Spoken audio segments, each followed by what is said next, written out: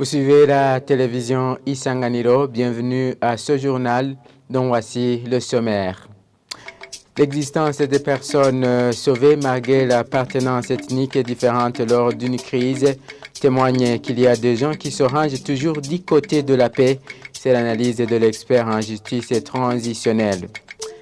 Et le ministre en charge de l'Intérieur du Burundi somme la commune de Bugarama à rembourser les sommes d'argent déjà payées pour l'obtention des échoppes dans le marché en construction à Gahouni. Voilà pour le sommaire, les détails c'est dans un instant.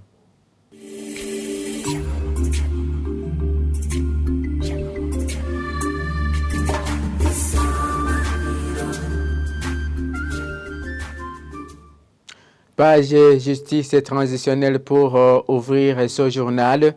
Sauver une personne malgré l'appartenance ethnique différente lors d'une crise prouve qu'il existe des gens qui restent toujours du côté de la paix au risque de perdre leur propre vie. C'est l'analyse d'un expert en justice transitionnelle après que la commission Vérité et Réconciliation du Burundi ait annoncé avoir identifié plus de 11 000 personnes qui ont protégé les proches en 1972. Jean Bosco Harerimana explique qu'il s'agit d'une étape importante dans le processus de réconciliation nationale. La majorité des Burundais qui vivent aujourd'hui n'ont pas d'expérience directe avec la crise de 72. Ils entendent jusque-là, les témoignages avaient été dominés par les victimes et les survivants, les malheurs qu'ils ont eus, qu'ils ont rencontrés, malheurs imposés par les citoyens d'une autre ethnie.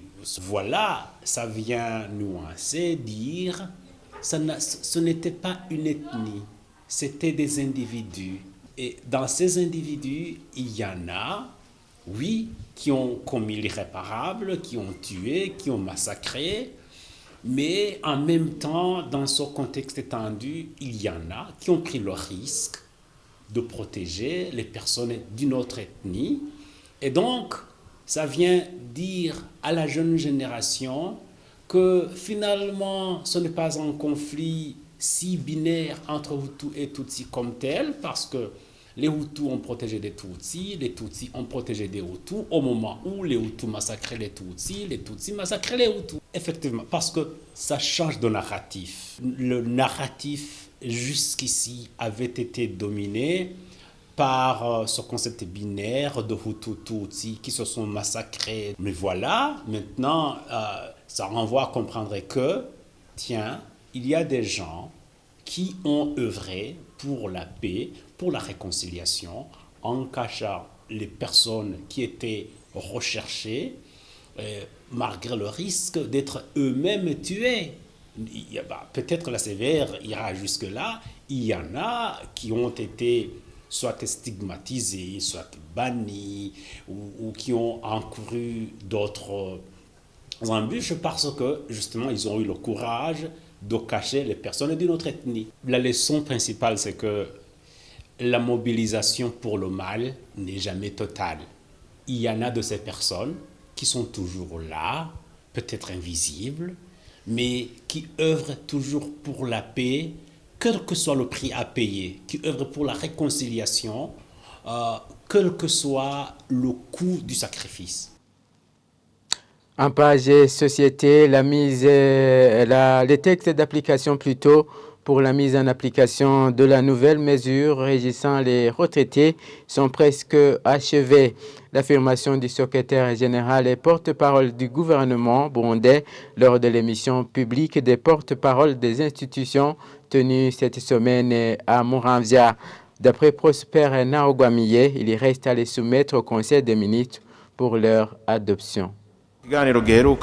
Au cours de l'émission qui s'est passée à Cibitoke, nous avons indiqué que les textes d'application sont en train d'être préparés. C'est le ministère en charge des retraités qui s'en occupe. Le projet de loi existe. Ce qui reste, c'est qu'il soit retourné au Conseil des ministres pour adoption. Et comme vous le savez, le Conseil des ministres se tient toutes les 2 semaines s'il n'y a pas d'entrave. Nous espérons qu'ils seront adoptés au cours des prochaines sessions. En cas d'adoption, alors alors toutes les barrières seront levées. Suivra alors le travail de décompte et de régularisation des fonctionnaires de l'État. C'est une aubaine car nous sommes au début de l'année budgétaire. S'il arrive que les moyens ne soient pas suffisants, il peut y avoir une révision budgétaire. Nous vous tranquillisons, suivez les radios pour savoir si les textes figurent sur l'ordre du jour et vous saurez si ça a été adopté ou non.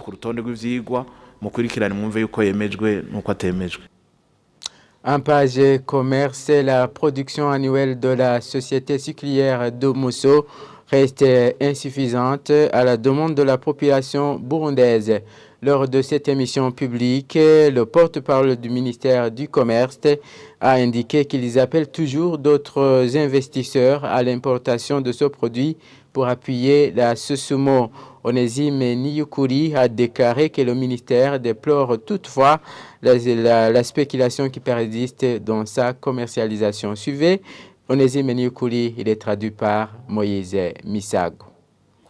Ihinguriro Susumo urabye n'abenegihugu baca bakenera isukari.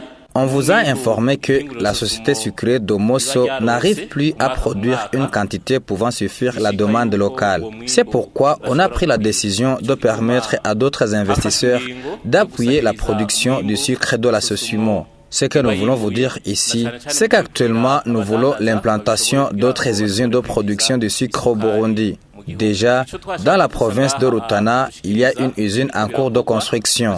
Nous encourageons d'autres hommes d'affaires qui ont la capacité d'investir dans ce secteur. Nous regrettons tout de même le comportement de certains commerçants qui font de la spéculation sur la commercialisation du sucre.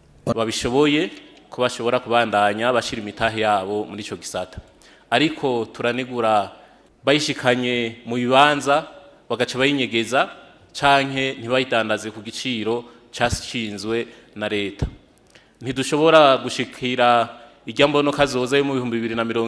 ne pourra pas atteindre la vision du pays émergent en 2040 et du pays développé en 2060 si la situation reste inchangée.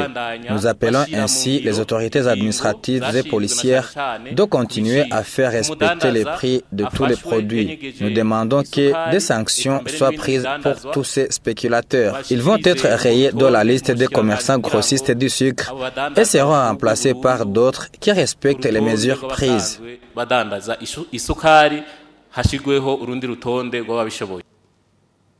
Pour clore ce journal, la commune Bugarama de la province Rumongue a été sommée de rembourser avant la fin de ce mois de juillet les sommes d'argent déjà payées pour obtenir des échoppes au marché moderne en construction à Gaouni depuis 2018.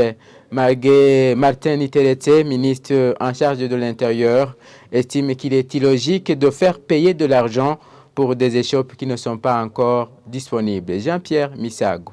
Cet argent qui doit être remboursé sans aucune autre forme de procès et c'est 300 000 francs burundais par personne payés pour l'obtention d'une échoppe dans le marché moderne de Gaouni dont la construction devrait débuter en décembre 2018. Cependant, les travaux de construction de ce marché qui devraient durer 6 mois ne sont pas encore terminés et certains qui ont payé cet argent expriment leurs inquiétudes devant le ministre de l'Intérieur. Martin Iteretse, ministre de l'Intérieur, du Développement communautaire et de la Sécurité publique, après ces lamentations, demande au nouvel administrateur communal de Bugarama de fournir de la lumière sur ce dossier dans une série de questions-réponses au terme de laquelle le ministre ayant l'Intérieur dans ses attributions ordonne au gouverneur de la province de Rumongue de suivre de près ce dossier et s'assurer que cet argent a été totalement remboursé aux ayants droit. Un rapport relatif lui sera ensuite transmis avant la fin de ce mois de juillet 2023, ordonne le ministre de l'Intérieur avant de préciser que si le Fonds national d'investissement communal finance déjà la construction de ce marché, ces autres fonds exigés aux bénéficiaires sont injustifiés. Et voilà, c'est par cet élément que nous mettons un point final à ce journal. Merci de l'avoir suivi.